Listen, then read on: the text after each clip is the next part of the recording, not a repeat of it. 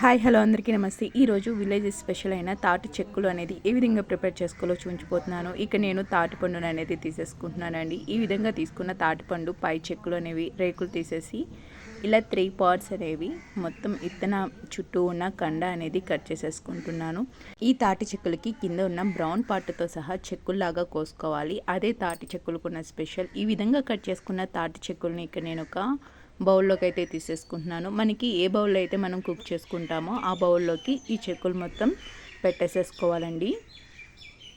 తాటిపండు ఇయర్కొచ్చి once అయినా తినాలి అంటారు. ఎందుకంటే ఈ సీజన్లో, రైనింగ్ సీజన్లో వ్యాధులు అనేది తీవ్రత తట్టుకోవడానికి ఈ తాటిపండు నుంచి వచ్చే గుజ్జు అనేది ఆ వ్యాధులకి నిరోధకంగా భావిస్తారు.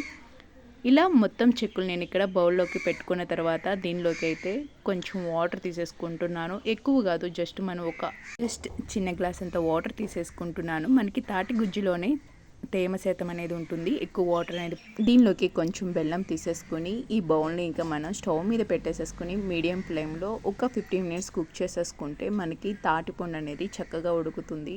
లోపల ఉండే వాటర్ కూడా మనకి మంచి ఒక ఫ్లేవరిష్గా వాటర్ లాగా అనిపిస్తుంది. మొత్తం వాటర్ అనేది ఎక్కువ ఉండవండి, జస్ట్ మనం తీసుకున్న వాటర్ అనేది ఆ 15 మినిట్స్ కుకింగ్ అనేది సరిపోతుంది. స్టవ్ ఆఫ్ చేసుకుని సర్వ్ చేసుకుంటే తాటి చెక్కలు అనేది రెడీ అయిపోయింది. టేస్ట్ అనేది చాలా బాగుంటుంది. డెఫినెట్గా ట్రై చేయండి.